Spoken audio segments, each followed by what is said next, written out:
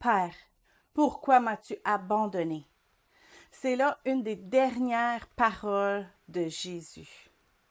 Et nous, en tant que célibataires, ça peut nous aussi nous arriver parfois d'avoir l'impression que Dieu nous a oubliés.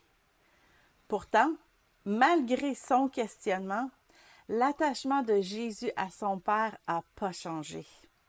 Et ça, c'est une belle leçon pour nous aujourd'hui.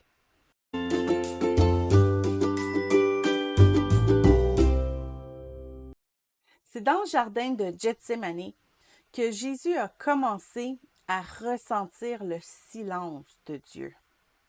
Jusqu'à ce moment-là, quand il priait, il recevait sa réponse. Des morts sont même revenus à la vie et une voix audible du ciel a déjà présenté Jésus comme étant le Fils bien-aimé de Dieu à son baptême. C'était spectaculaire.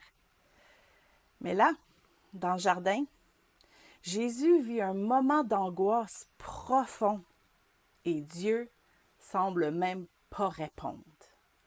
3 fois, il a prié. Il a même demandé l'appui de ses amis. Aucune réponse.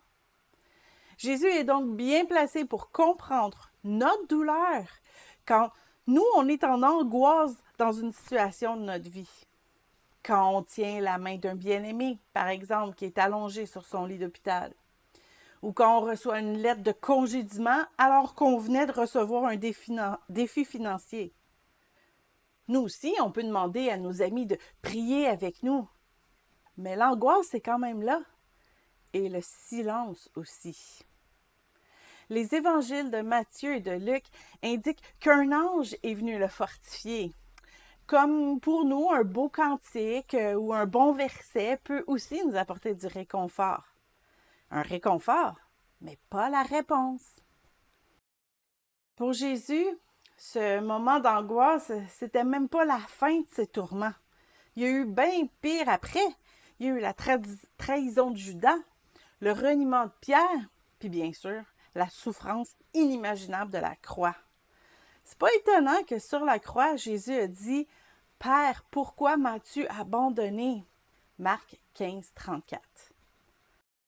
Mais de la même façon que Jésus nous a montré comment aimer notre prochain, qu'il nous a montré comment pardonner ceux qui nous ont fait du mal, il nous a aussi montré comment être généreux, respectueux, accueillant.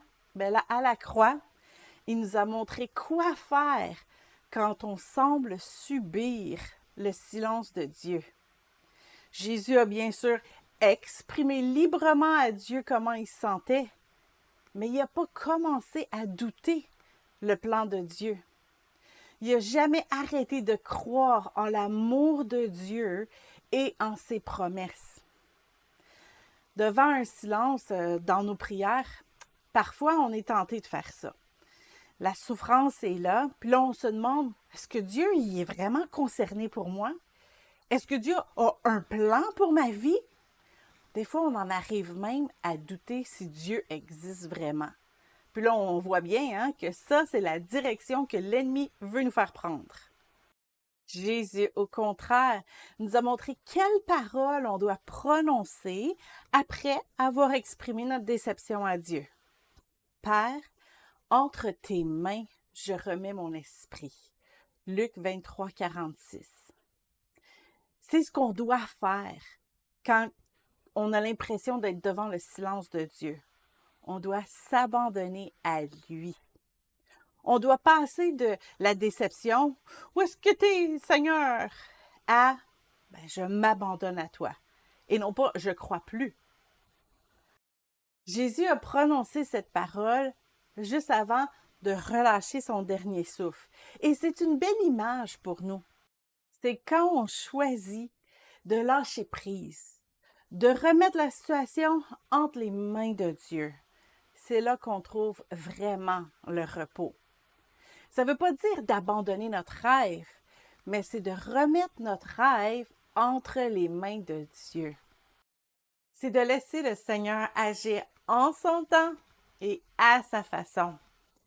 C'est quand on laisse Dieu être Dieu de cette circonstance qu'on trouve vraiment la paix pour notre âme.